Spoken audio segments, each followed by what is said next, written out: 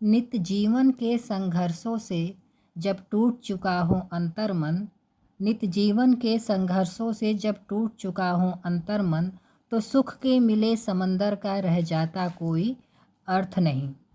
मन कटुवाड़ी से आहत हो, भीतर तक छलनी हो जाए, फिर बाद कहे प्रिय वचनों का रह जाता कोई अर्थ नहीं।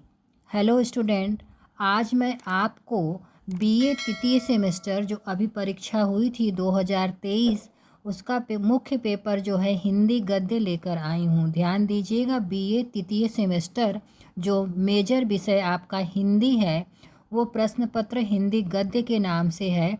वही प्रश्न पत्र मैं लेकर आई हूँ जो कि 75 नंबर का है।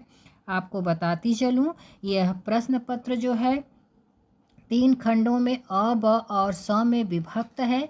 प्रत्येक खंड को आप जो है दिए गए निर्देश के अनुरूप उत्तर लिखेंगे। तो पहला खंड अ क्या है?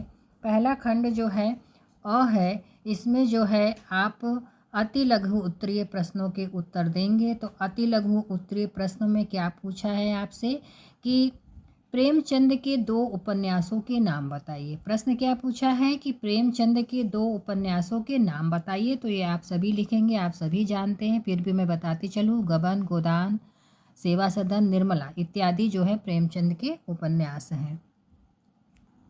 अगला उसी क्रम में पूछा है आपका अति लघु प्रश्न कि भारतेंदु हरिश्चंद्र का जन्म कब और कहाँ हुआ था। तो ये भी बताते चलूँ आपको, भारतेंदु हरिश्चंद्र का जन्म जो है 9 सितंबर 1850 को काशी में हुआ था। अगला प्रश्न है जयशंकर प्रसाद के 2 नाटकों के नाम बताइए। तो जयशंकर प्रसाद के नाटकों में आप चंद्रगुप्त, ध्रुवस्वामिनी, जन्मेजय का नागयज्ञ इत्यादि अन्य और नाटक हैं इनके। हिंदी गद्य की 2 महत्वपूर्ण विधाओं में आप लिख सकते हैं, कहानी, उपन्यास, आत्मकथा, संस्मरण, 2 ही लिखना है। अगला प्रश्न है हिंदी के किन्हीं 2 दलित कहानीकारों के नाम बताइए। तो दलित कहानीकारों में आप एक ओम प्रकाश वाल्मीकि और एक तुलसीराम। अब आपका खंड ब आ जाता है। तो खंड ब में जो है लघु उत्तरीय प्रश्न पूछा है। इसमें 8 प्रश्न दिया हुआ है और आपको 5 प्रश्न करने हैं। आपके सिलेबस में पाठ्यक्रम में रक्त कमल नाटक है, तो उस रक्त कमल नाटक की जो है समवाय योजना पर विचार करना है। दूसरा है मित्रता निबंध के आधार पर रामचंद्र शुक्ल के निबंध की विशेषताएं बताइए। अगला है यात्रा वृत्तांत का आशय स्पष्ट करते हुए यात्रा वृत्तांत की विशेषता बताइए। उसी क्रम में आगे है कि आत्मकथा को परिभाषित कीजिए तथा तुलसीराम कृत मुर्दैया के संकलित अंश की विशेषता बताइए। निबंध को परिभाषित करें तथा निबंध के प्रकारों पर प्रकाश डालें अथवा कहानी के तत्वों पर संक्षेप में प्रकाश डालिए। अगला प्रश्न है महाभोज उपन्यास के उद्देश्य पर विचार कीजिए। देखिए, महाभोज आपका मन्नू भंडारी का है। फणीश्वरनाथ रेणु की कहानी कला पर संक्षेप में विचार कीजिए। अगला प्रश्न है दीपदान एकांकी की कथा वस्तु पर विचार कीजिए अथवा यशपाल कृत पर्दा कहानी का सारांश लिखिए। अब आपका खंड स आ गया है जिसमें दीर्घ उत्तरीय प्रश्न है।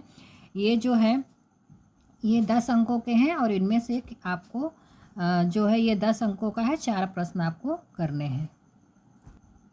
अब विस्तृत प्रश्न में आपका पहला प्रश्न क्या पूछा है कि कहानी तत्वों के आधार पर पंच परमेश्वर अथवा फुलवा, ध्यान दीजिएगा, पंच परमेश्वर अथवा फुलवा कहानी की समीक्षा कीजिए। तो इन दोनों में से केवल आपको एक ही करना है, या तो आप पंच परमेश्वर करेंगे या तो फुलवा कहानी करेंगे। अगला प्रश्न है हिंदी उपन्यास के उद्भव और विकास पर प्रकाश डालिए। प्रश्न है उसी क्रम में कि भारतवर्ष की उन्नति कैसे हो सकती है अथवा अशोक के फूल, ध्यान दीजिए, दोनों में से एक करेंगे आप। बहुत बच्चे कंफ्यूज हो जाते हैं कि मैम दोनों करना है कि एक करना है। तो अथवा, तो भारतवर्ष की उन्नति कैसे हो सकती है जो भारतेंदु हरिश्चंद्र का है। अशोक के फूल निबंध, इसमें दोनों में से आप कोई एक करेंगे। अगला प्रश्न है नाट्य के तत्वों के आधार पर रक्त कमल नाटक की समीक्षा कीजिए। उसी क्रम में पूछा है महाभोज उपन्यास भारतीय राजनीति की जीवंत अभिव्यक्ति है, इस कथन का विश्लेषण कीजिए।